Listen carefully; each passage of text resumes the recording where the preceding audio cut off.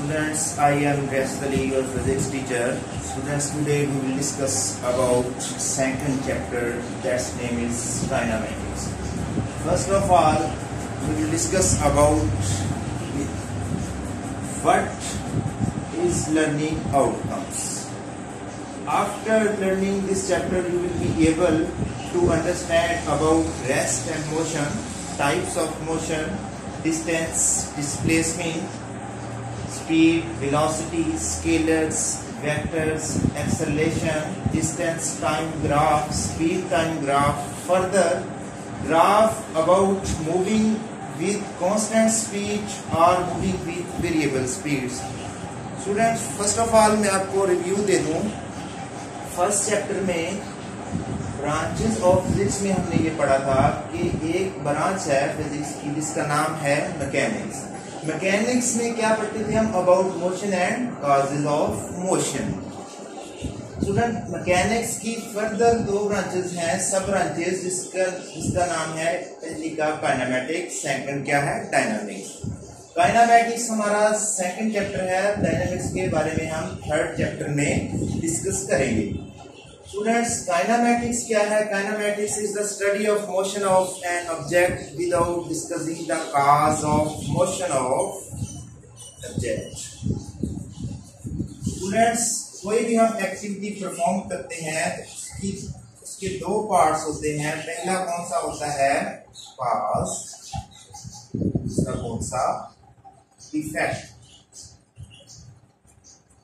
Students, बिल्कुल इसी तरह काइनेमैटिक्स भी मैं आपको कॉज और इफेक्ट की एग्जांपल देके समझाऊंगा. फॉर एग्जांपल मैं कहूँ ये वाली क्या है? एक बॉल है, ये जो हाईलाइट कर रहा हूं मैं, ये वाली बॉल है, पॉइंट ए पे पड़ी है, और इधर से अगर मैं इसको क्या करूं? फोर्स लगाऊं, या इधर से कोई बच्चा इसको हिट करे या किक लगाए तो ये वाली बॉल क्या करेगी? मूव करना शुरू कर देगी. और कुछ टाइम के बाद मैं कहूँ फॉर एग्जांपल अब ये पहुंच गई है, यही वाली बॉल कहाँ? पॉइंट बी पे पहुंच गई है. स्टूडेंट्स, हमने ये देखना है कि ये वाली बॉल यहाँ से यहाँ आ गई, इसको आने में कोई टाइम भी लगा, इसने डिस्प्लेसमेंट भी कवर किया, इसका पाथ कैसा है, ट्रैजेक्टरी कैसी है, ये इधर से इधर आई, इसने क्या क्या एक्टिविटीज परफॉर्म की. हमने सिर्फ इसमें ये देखना है कि ये वाला जो इफेक्ट है, इफेक्ट इसका क्या है? बॉल ने मूव किया, उसने टाइम लिया, स्पीड थी, उसका कोई डिस्प्लेसमेंट था, वेलोसिटी थी, जो भी था. हमने ये वाली चीज without discussing the cause. Cause क्या थी? इसको यहां से यहां भेजने वाली वजह क्या बनी?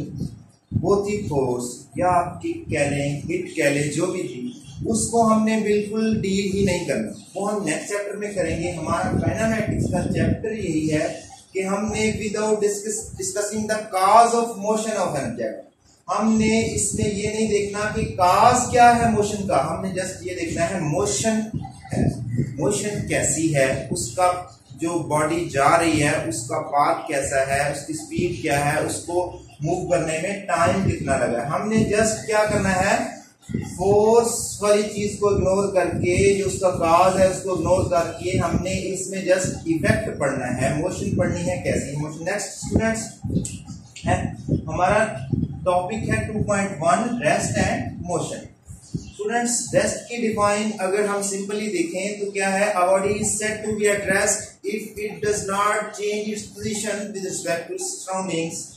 For example, you are sitting on your chair, you are at rest with respect to your surrounding, with respect to your teacher, you are at rest.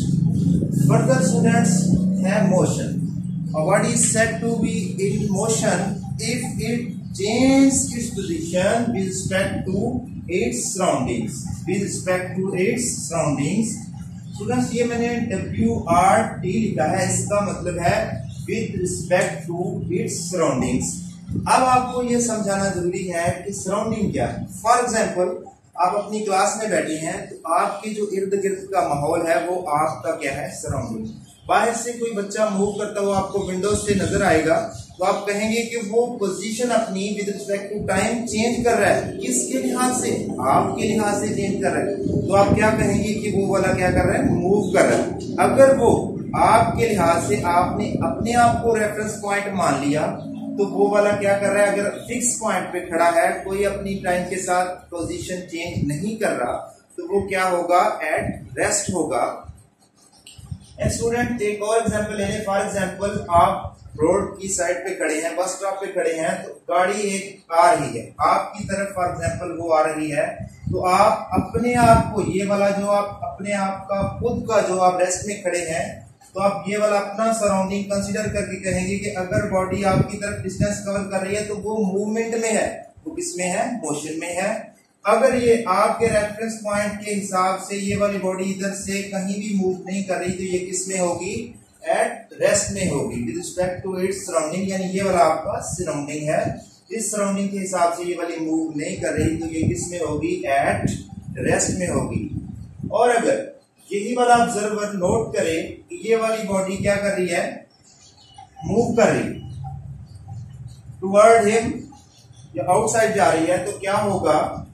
आप कहते हैं कि अपने रेफरेंस पॉइंट को लेके कि ये वाली बॉडी किसमें है? इन मोशन में है। यही वाली एग्जांपल मैंने passenger sitting in a moving, जो आपकी बुक पे दी गई है, मूविंग बस। फॉर एग्जांपल आप कहें कि जो पैसेंजर्स हैं, मुसाफिर हैं, वो बस में बैठे हैं, वो एक दूसरे के हिसाब से, क्या वो एक दूसरे के हिसाब से अगर गाड़ी जा भी रही है, अगर वो वाली बस मोशन में है, तो भी जो उसके अंदर जो बैठे हुए पैसेंजर, वो क्या कहेंगे कि हम क्या है? रेस्ट में है, एक दूसरे के सराउंडिंग के हिसाब से। जो दो आदमी एक ही सीट पे बैठे हैं, वो कहेंगे कि हम दोनों एक दूसरे के लिहाज से क्या है? रेस्ट में है। लेकिन अगर हम क्या कहें, अगर कोई ऑब्जर्वर बाहर खड़ा है और इस गाड़ी को, उसी बस को जाते हुए देख रहा है, तो उसके हिसाब से वो वाली गाड़ी क्या करेगी? मूव कर रही होगी। यही वजह होती है कि जब हम गाड़ी पे जा रहे होते हैं तो हमें बज़ाहिर ऐसे नजर आता है कि कुछ चीजें पीछे की तरफ जा रही हैं, ऐसे मूव कर रही हैं। जो भी शॉप्स वगैरह, जो साइड पे ट्रीज होते हैं, वो हम अगर बस में जा रहे होते हैं तो वो हमें पीछे की तरफ मूव करते हुए नजर आते हैं।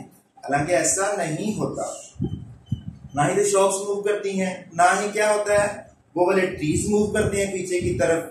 वो वाला सारा कुछ किस चीज की बदौलत है? क्योंकि उसकी वजह क्या है? हम अपने सराउंडिंग को देख रहे होते हैं। हमारा सराउंडिंग उस वक्त क्या होता है? मूविंग बस। अगर हम मूव कर रहे हैं तो हम अपने हिसाब से कहेंगे, ये मूवी हमें ऐसे लगता है कि वो मूव कर रहे हैं। अगर कोई बाहर रेस्ट में खड़ा है, ऑब्जर्वर बाहर खड़ा हुआ है, तो वो देखेगा तो कोई चीज, जो ट्रीज हैं, शॉप्स हैं, वो अपनी जगह पे खड़ी हुई हैं, वो कहीं मूव नहीं कर रही। इसलिए इन दो चीजों में, रेस्ट और मोशन में, क्या चीज को, किस चीज को ज्यादा अहमियत हासिल है? वो है सराउंडिंग्स को। किसको? सराउंडिंग को। यानी हम रेफरेंस पॉइंट कौन सा लेते हैं, रीजन कौन सा लेते हैं, कौन सी चीज को हम मद्देनजर रखते हुए दूसरी चीजों को देख रहे हैं। फॉर एग्जाम्पल आप अपने रूम में बैठे हैं, कोई बच्चा आपके पास आ जाए और वो रो रहा हो, आपको यही पता होगा कि वो रो रहा है, आप कहेंगे वो रो रहा है। ये नहीं पता कि वो क्यों रो रहा है। काइनेमैटिक्स की वही चीज है जिसमें हम सिर्फ ये बता सकते हैं, ये डील करते हैं कि इफेक्ट क्या है, काज का हमें नहीं पता। तो स्टूडेंट्स, आज हमारा सेकंड चैप्टर का इंट्रोडक्शन था, उसमें हमने छोटा सा एक टॉपिक रेस्ट एंड मोशन का डील किया। नेक्स्ट हमारी जो है स्टार्ट होने वाला जो लेक्चर है वो क्या होगा? Types of motion. स्टूडेंट्स, वो हम नेक्स्ट चैप्टर में डील करेंगे। तो आपने इसको अच्छे से अंडरस्टैंड करना है, और I hope you will be understand this best of luck.